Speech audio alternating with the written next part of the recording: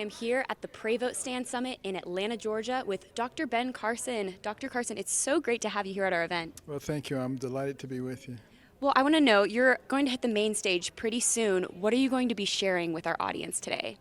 Well, actually, I'm going to be answering questions because it's going to be an interview style. Okay. But obviously, I'd like to get into some topics like why we need to preserve life, why we need to bring faith back in this country, that there's no such thing as separation of church and state in the United States Constitution, and that living by godly principles will only bring us to a better place. It will not harm us as a nation. And as we've moved away from, our Judeo-Christian foundation, look what's happening. I mean, it doesn't take a genius to see that we're moving in the wrong direction.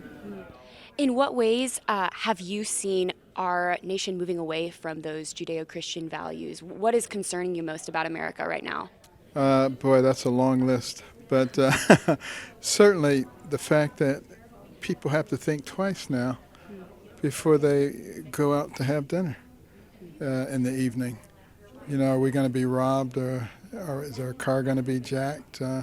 What's going to happen? And that never used to be a concern. And we have people engaged in these mass murders, and people try to blame guns, but what's really happening is that people are growing up in an environment where they don't respect the life of others. They don't respect the rights of other people. And, if you don't agree with them, you're an evil person and you deserve to be killed.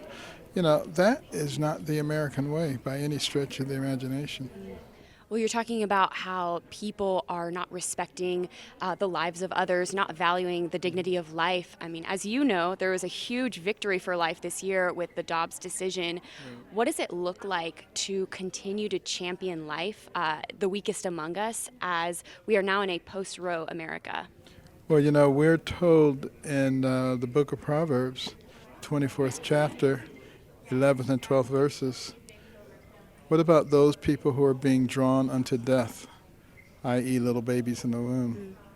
Don't you have a responsibility to do something and to say something? And does not God know whether you did anything or if you just said, I didn't know anything about it? We have that responsibility. And I suspect many years from now, people will look back on this time and they'll say, can you believe what those barbarians did? They actually tore little babies to pieces.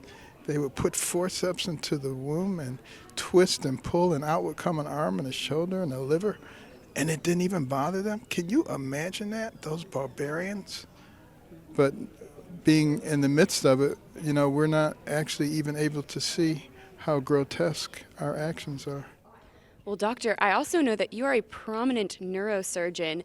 When people talk about a fetus not being a baby, what is your response to that? I mean, you might know a better response than most people, considering the work that you've done in your medical career.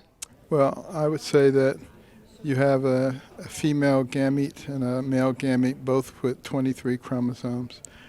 And when they join together, you have a complete individual with 46 chromosomes that have every detail of who they are and what they're going to be.